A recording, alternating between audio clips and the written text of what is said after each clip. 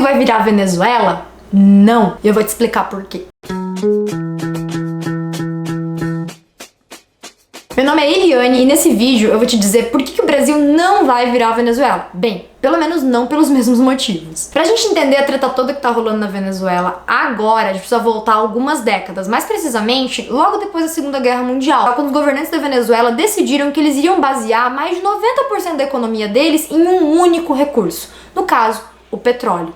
Pra quem não sabe, a Venezuela possui as maiores reservas de petróleo do mundo. Exatamente, do mundo. Sabe tipo Oriente Médio e aquele monte de coisa que acontece lá? Pois é, a Venezuela como país sozinho é o país que mais tem petróleo no mundo, reservas de petróleo pelo menos. Então, vamos dizer que não faz assim tão pouco sentido que os caras queiram explorar esse recurso. Aonde que tá o erro fundamental? Você só explorar esse recurso e não desenvolver outros dois setores que são importantes para a economia de qualquer país, como agricultura e industrialização. É isso mesmo, a Venezuela basicamente deixou de lado agricultura e industrialização, indústria, e passou a depender das petroleiras para tudo. E é importante a gente entender que esse tipo de manobra econômica começou a ser pensada lá nos anos 50 já, 50 e 60, tá? E a Venezuela até que estava vindo mais ou menos até os anos 90 com esse tipo de decisão. O que aconteceu nos anos 90, no final dos anos 80, é que assim como o mundo inteiro que passou por crise nos anos 80, a Venezuela também começou a passar por umas crises nos anos 80. E a desigualdade social do país começou a ficar cada vez maior. Por quê? Porque as petroleiras, normalmente administradas por grupos de norte-americanos, né, de maneira privada, criaram uma pequena classe média, uma elite econômica e uma grande quantidade de miseráveis, né? Até porque, assim, as petroleiras não tinham capacidade para empregar tanta gente assim, a agricultura não se desenvolveu também e não tinha uma indústria, que é o principal setor que emprega e que gera estabilidade na economia de qualquer país. E aí a gente chega nos anos 90, e é nos anos 90 que a coisa toda vai mudar de rumo, e aí que você vai começar a ouvir falar de uma figurinha que ficou muito famosa. Um carinha chamado Hugo Chávez, que em 1992 era coronel do exército venezuelano e tentou fazer o quê? Dar um golpe de estado? Exatamente! O Hugo Chávez era um militar do exército venezuelano que tentou dar um golpe militar na Venezuela em 92. E sabe o que aconteceu? Ele foi preso, né? O Hugo Chávez foi preso em 1992 por causa do golpe que ele tentou dar e ficou preso até 1998. Ah, então, professora, como assim? Acabou o Hugo Chávez? Muito pelo contrário, é aí que começa o Hugo Chávez. O que acontece é que em 99, Hugo Chávez é eleito presidente. Ele monta lá o partido dele, né, muito ligado com os militares e também a partir de um pensamento de esquerda, né, Partido Socialista, e ele vai ter amplo apoio da população que vivia assim em condições de vida muito ruins naquela época. Então, principalmente as massas venezuelanas que viviam uma série de problemas econômicos em função da desigualdade social, apoiaram a subida ao poder do Hugo Chávez. E então, o que aconteceu depois disso? Aconteceu que parecia que o Hugo Chávez ia ser o salvador da pátria, indiscutivelmente.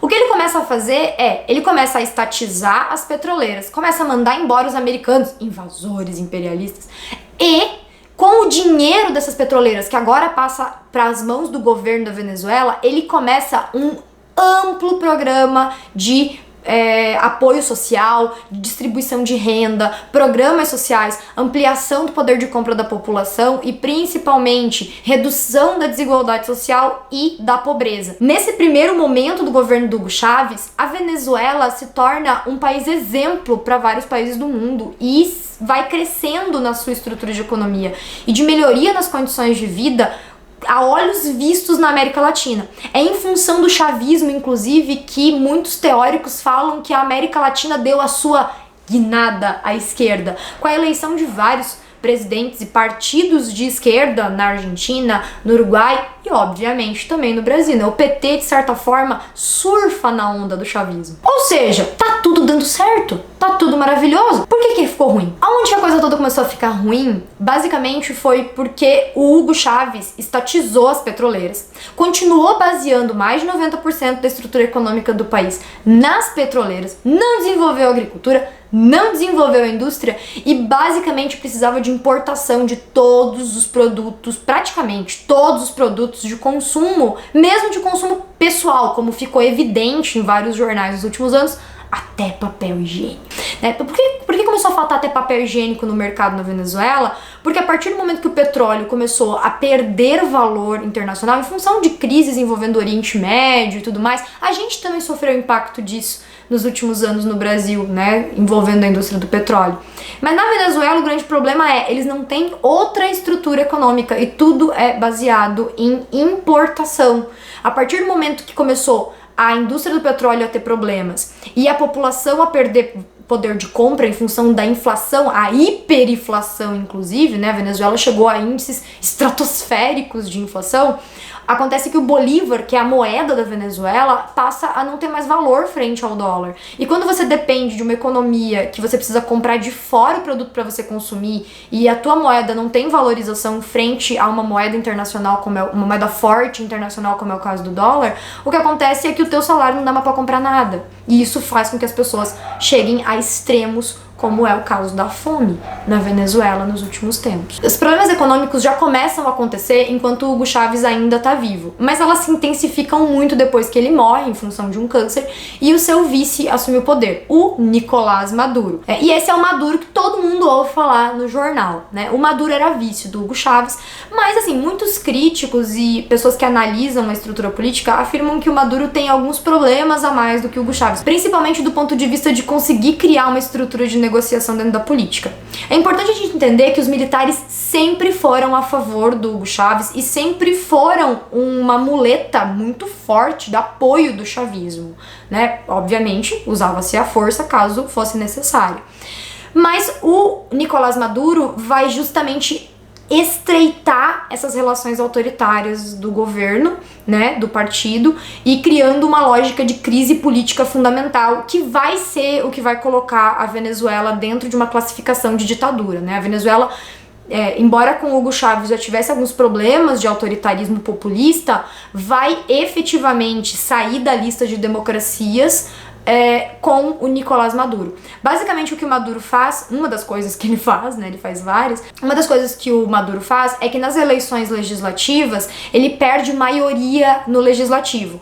Sendo executivo, perdendo maioria no legislativo, ele teria dificuldades de governar. Então ele chama um plebiscito para a população apoiar uma constituinte, né? O que seria uma constituinte? Você fecha o legislativo e cria uma comissão especial para construir uma nova Constituição. O fato é que essa Constituição não é mexida, basicamente, e essa Constituinte serve, na verdade, para fazer a função do Legislativo, enquanto o Legislativo tá amarrado sem poder fazer nada para impedir o Executivo de fazer as coisas.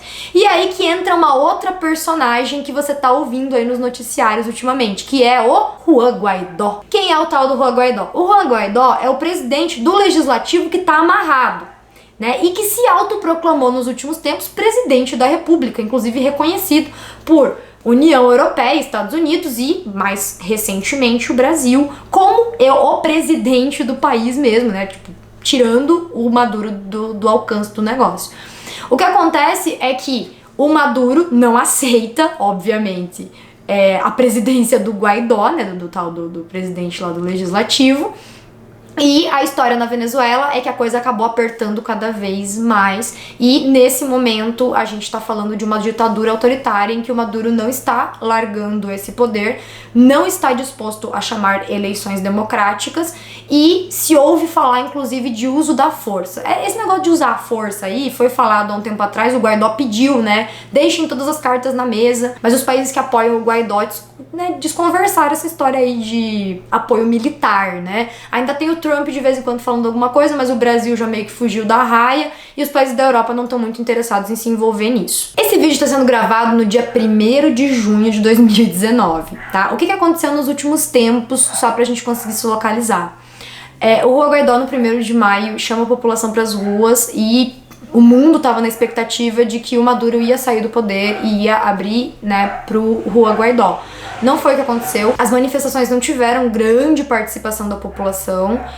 Alguns militares chegaram aí pro lado do Guaidó, mas poucos. Mas o grande contingente de militares continua do lado do Maduro, que inclusive utiliza essa força de repressão para dissuadir os manifestantes. Tem, inclusive, várias denúncias de violência por parte do governo, né, nessas manifestações em 1º de maio. Com as ameaças, inclusive do Donald Trump, de utilizar a força se for necessário, os russos resolveram vir a público e tomar partido nessa história. Obviamente já tinham tomado partido, mas não de maneira tão evidente, e mandam lá, inclusive, um avião do exército com militares, com treinamento, armamento para Venezuela, também para mostrar força. É importante que a gente não caia nesse pensamento de que uma nova Guerra Fria. O interesse da Rússia na Venezuela não é ideológico, o interesse da Rússia na Venezuela é econômico, assim como o interesse dos Estados Unidos também não é ideológico.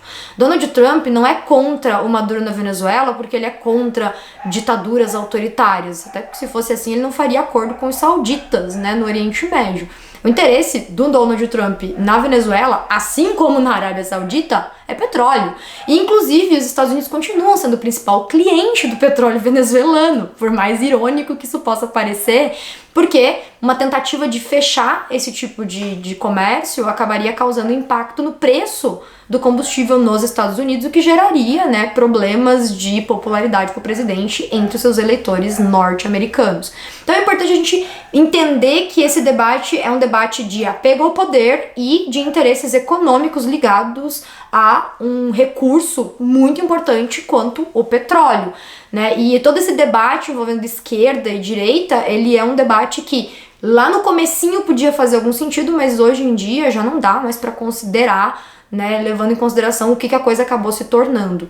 O ponto é que o Maduro sim sequestrou a mídia, criou um ambiente de autoritarismo político, e a gente precisa lutar por estruturas democráticas e que valorizem a estrutura de democracia liberal na sociedade. E isso vai contra o que o Maduro tá fazendo lá na Venezuela. O último capítulo da novela Venezuela e a crise na Venezuela é que a Noruega, nas últimas semanas, se colocou à disposição, né, sendo um país neutro, de mediar esse conflito entre os apoiadores do Guaidó e os apoiadores do Nicolás Maduro. O primeiro resultado não teve resultado, né? Não houve um acordo, mas a gente fica aí na expectativa de ver o que vai acontecer daqui pra frente. Eu quis fazer esse vídeo mais pra explicar o contexto de tudo que aconteceu. E por que o Brasil não vai virar a Venezuela? Primeiro, porque a gente não tem mais de 90% da nossa economia baseada em uma única coisa, tá? E depois, porque a gente ainda tem uma estrutura de parlamento independente, a gente ainda tem uma estrutura de mídia livre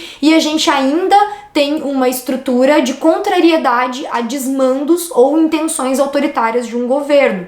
E a gente não tem uma estrutura de militares, né, utilizando de força para reprimir manifestações e pensamentos discordantes por parte do governo. E é assim que a gente quer continuar, obviamente. É isso então, gente, espero que tenha dado para entender um pouquinho aí sobre o que levou a Venezuela até onde ela tá hoje e os impactos que isso pode causar aqui, né, para a América do Sul e para o mundo, na verdade, de maneira geral, né? E se você gostou, se deu para entender um pouquinho, compartilha com seus amigos, curte e até o próximo vídeo.